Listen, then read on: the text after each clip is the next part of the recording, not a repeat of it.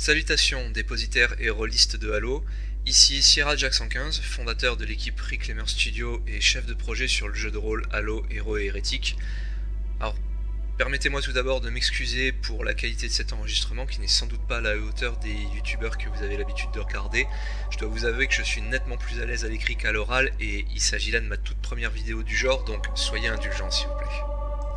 Alors vous connaissez peut-être déjà notre jeu qui jusqu'à présent en était à la version 5.2, vous y avez peut-être même joué avec plus ou moins de réussite et de satisfaction, et j'en profite d'ailleurs pour remercier celles et ceux qui ont fait l'effort de nous contacter pour faire part de leurs critiques, souvent très constructives même lorsqu'il s'agissait d'éléments qu'ils n'appréciaient pas.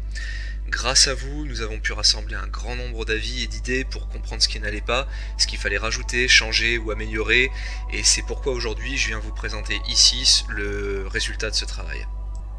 Mais si vous n'avez absolument aucune idée de ce qu'est Halo Héros et Hérétiques ou de ce qu'est un jeu de rôle, je vais d'abord prendre quelques instants pour vous résumer tout ça.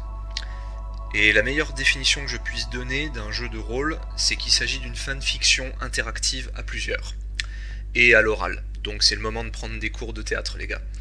Dans ce type de jeu, on a généralement entre 2 et 5 joueurs qui se créent un personnage à incarner.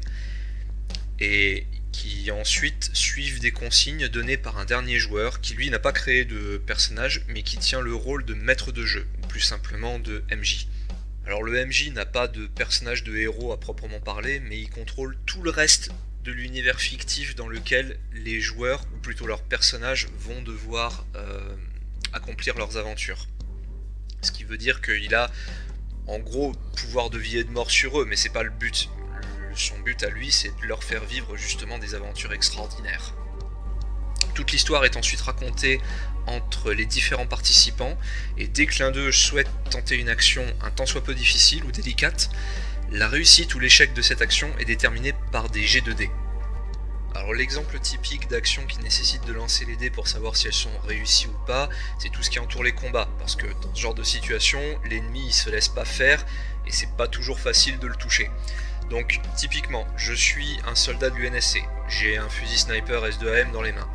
Il y a un Sangheili, un élite, qui se trouve à 100 mètres devant moi, et je veux lui tirer dessus. Donc je déclare mon action, le MJ me dit d'accord, par rapport à la distance, par rapport à la protection que possède ton adversaire, par rapport au couvert qu'il a éventuellement, ben là je calcule que pour réussir à le toucher, tu dois me faire 18 ou plus avec tes dés.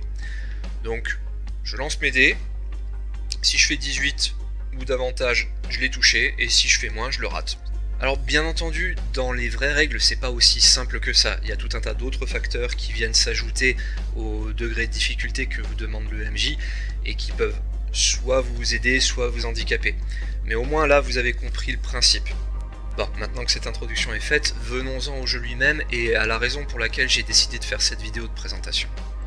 Alors il y a 2 ans, lorsque j'ai fait la bande-annonce de la V5 de Halo Héros et Hérétiques, c'était pour marquer le fait qu'il y avait eu un changement profond dans le fonctionnement des règles. Ce changement, c'était qu'on était passé d'une version qu'on peut qualifier de simulationniste à une édition qu'on a appelée légendaire.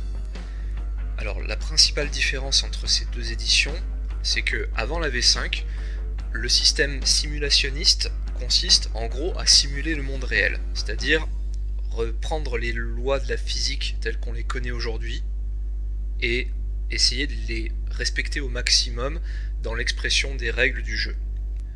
Sauf que quand on regarde l'univers de Halo, même si c'est un univers que l'on peut qualifier de hard SF dans le sens où il essaye d'être le plus respectueux possible des principes physiques qu'on connaît aujourd'hui, c'est un univers dans lequel, surtout d'un point de vue cinématographique, c'est-à-dire les actions des personnages, leur héroïsme et leur capacité propre, disons, vont à l'encontre des fois des lois de la logique pure.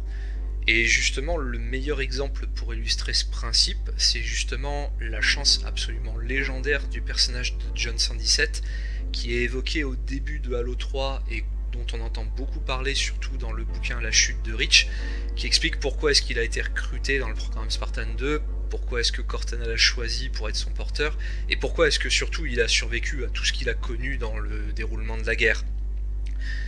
Sauf que une chance de ce calibre-là, c'est tout bonnement impossible. C'est statistiquement impossible. Donc, normalement, ça ne devrait pas exister. Mais, dans un univers de jeux vidéo ou de cinéma ou de quoi que ce soit qui est fictif, on peut parfaitement se représenter le fait qu'un personnage il ait ce genre de capacité. Et donc dans l'édition légendaire, notre désir ça a été de permettre aux joueurs de davantage se rapprocher de cette dimension épique de l'univers de Halo et de permettre à leurs personnages d'accomplir vraiment des actions héroïques qui dans notre monde réel ne seraient tout bonnement pas possibles. Donc déjà c'est à cette période là qu'on a autorisé à jouer des personnages Spartans, ce qui avant nous semblait trop délicat à utiliser et qui justement aurait créé un déséquilibre trop profond entre les personnages de Spartan et les personnages de simples humains par exemple. Mais si on regarde dans l'univers de Halo, même un simple DST où voyons par exemple le personnage de Lasky, le capitaine Lasky de l'Infinity, ils sont capables aussi d'affronter des menaces très importantes, que ce soit des chevaliers prométhéens ou une armée de Covenant, sans forcément être des super soldats en armure Mjolnir. Donc ça c'est déjà un bouleversement assez profond qu'a subi notre jeu de rôle, et avec cette nouvelle version que je vous présente aujourd'hui, on a un autre bouleversement qu'on a dû traverser et qui remet en cause, qui remet en question quelque chose qu'on avait traîné derrière nous depuis la toute première édition de ce jeu, pour une raison essentiellement culturelle. Et je vais vous expliquer. Le truc c'est que ce jeu de rôle, il a été créé dans sa toute première édition vers 2009 à peu près. Pour vous situer, c'est la période entre la sortie de Halo 3 et la sortie de Halo Reach. Et à cette période, l'univers de Halo, bien que étant déjà assez vaste, n'était pas extrêmement bien décrit. Il n'était pas suffisamment riche, et ça nous donnait des situations dans lesquelles on essayait de décrire une situation, de décrire un environnement, ou tout simplement de donner une mission à un personnage, et on ne pouvait pas s'appuyer sur les données de l'univers officiel parce qu'elles étaient totalement insuffisantes pour nous dire oui ben entre telle planète et telle planète par exemple il y a tel nombre d'années-lumière de distance et donc tant de jours de voyage pour un vaisseau humain en situation normale. C'est un exemple typique. Et donc à cette époque on s'est dit bien, si on veut créer un jeu de rôle, il faut aussi qu'on se décide à rajouter des choses dans la description de l'univers de Halo. Et donc on avait commencé à créer des articles sur différentes planètes, sur différents aspects de la civilisation Covenant, principalement parce que c'est une civilisation qui, moins aujourd'hui, mais à l'époque surtout, était très peu décrite. On connaissait quasiment rien de son fonctionnement interne. Et du coup, on s'est retrouvé avec énormément de créations de fans pour enrichir l'univers de Halo, mais à des moments on se retrouvait à dire on voudrait bien rajouter ça comme données, mais ça va en contradiction avec cette partie de l'univers officiel qui de toute façon ne nous semble pas extrêmement logique.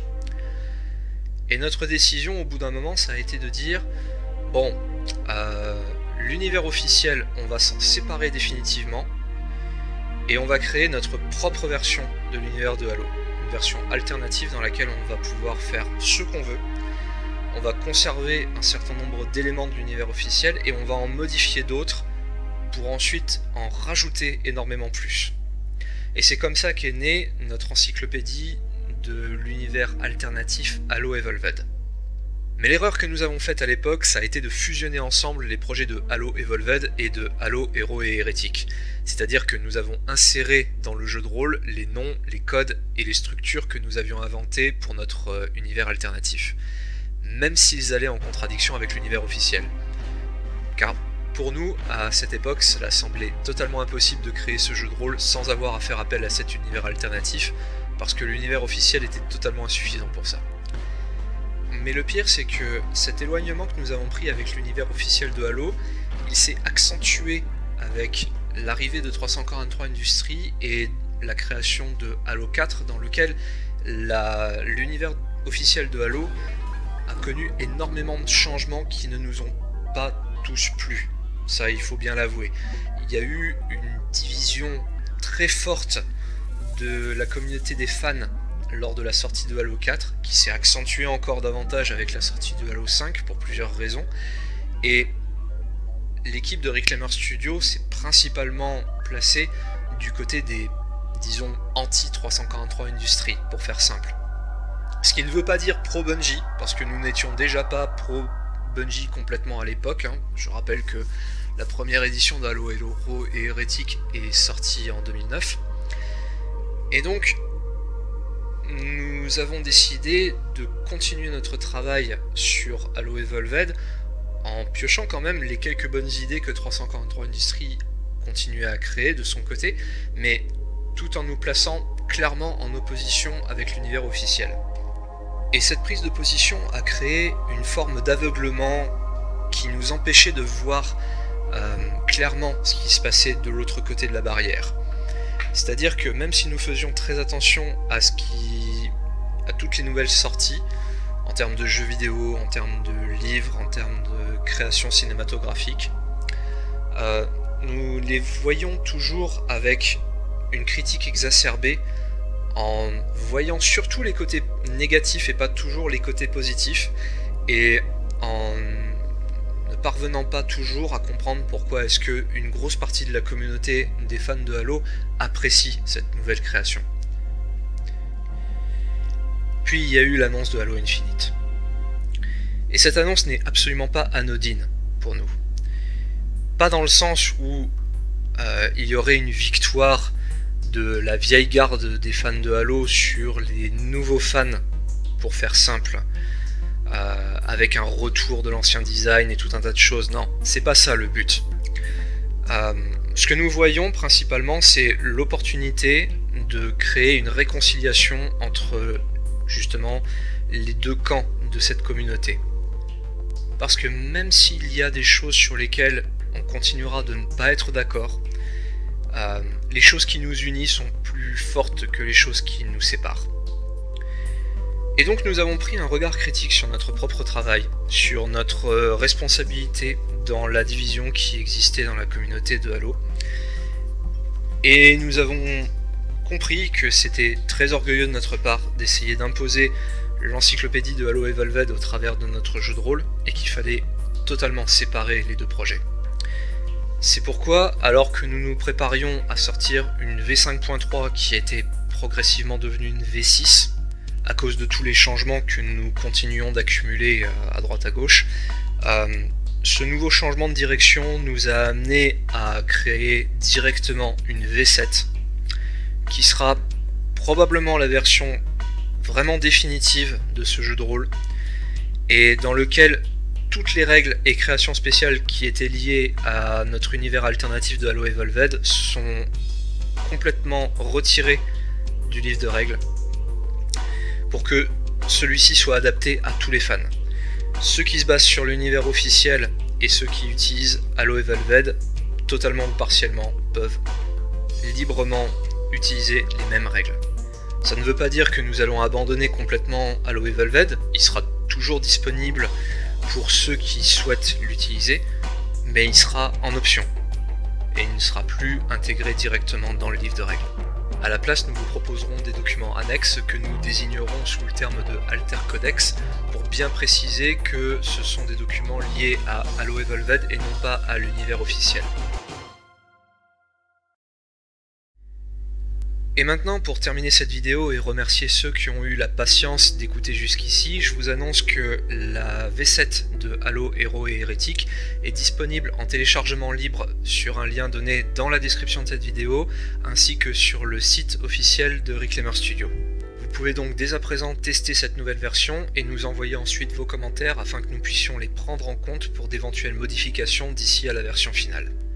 Pour le reste, maintenant que j'ai franchi le pas avec cette première vidéo, j'espère pouvoir vous en faire d'autres dans les semaines et les mois qui suivent, afin de vous faire différentes présentations que j'estime nécessaires sur comment interpréter des personnages dans l'univers de Halo, comment être un bon MJ dans l'univers de Halo, comment utiliser certaines règles, comment décrire certaines missions ou créer des grandes aventures.